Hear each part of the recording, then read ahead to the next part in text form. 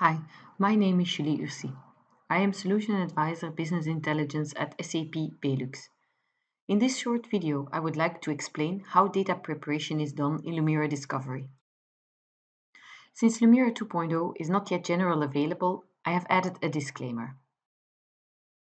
Let's have a look at the standard workflow in Lumira Discovery. In this video, I will show you how to prepare the data by enriching it and merging it with additional information. The first thing we want to do before starting our analysis in the Lumira Discovery is enhance the data. For this, we can switch to Data View. We can find back here all the measures and dimensions available to us, and we can change them. We can enrich them with new information. First thing we want to do is take a look at the data information. In this case, we have a date, but Lumira doesn't recognize it as a date, so we're going to convert it.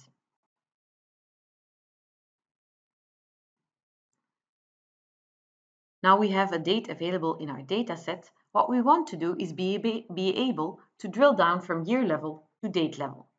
For this purpose, we're going to create a hierarchy. Hierarchies are very important in Lumira as they allow us to drill down to the detailed level of the information. The basis of our analysis will be a P&L hierarchy. We don't have the hierarchy in our dataset, and we only have the lowest level, the P&L elements. This means we want to add some groupings to the P&L elements.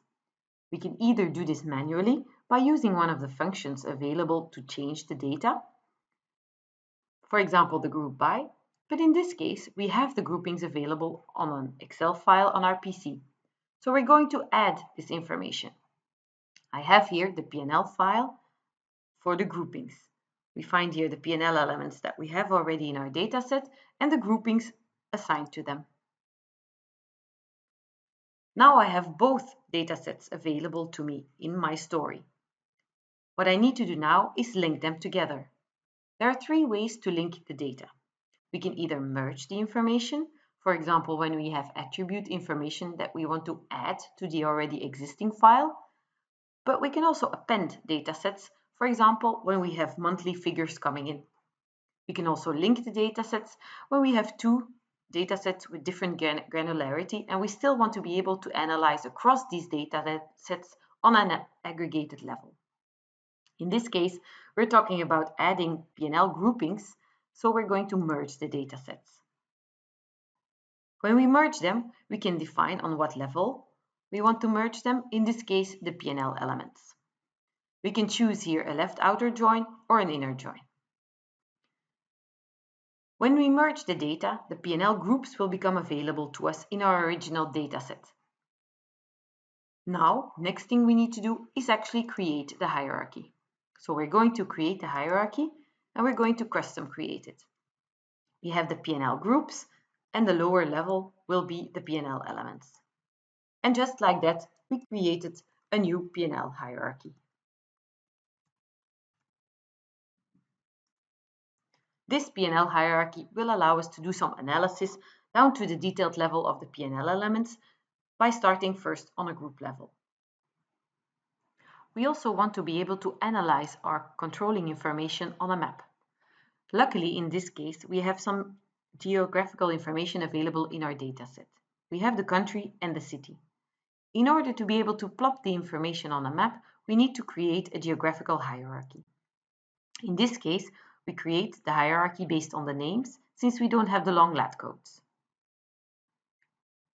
Lumira will then check whether it finds back the city and the country in its database in order to plot them on the map. In this case, all the values are available. So now we have a geographical hierarchy available to plot on a map. Another important aspect of enriching your data is to be able to clean your data.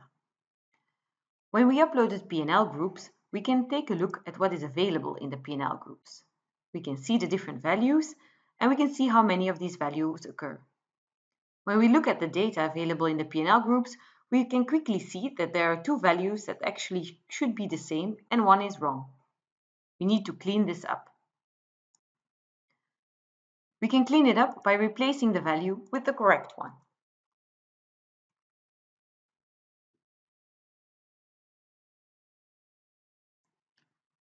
Once the data is cleaned up, we can now see that only correct values are available.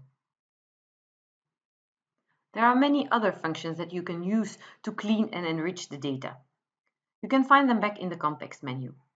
And the nice thing is that all these changes are reapplied when you refresh the data, so the changes are not lost. We can also create calculations, either based on dimensions, but we can also create new measures, new KPIs. In this case, what we want to do is create a new KPI that calculates the delta between a budget and the actual.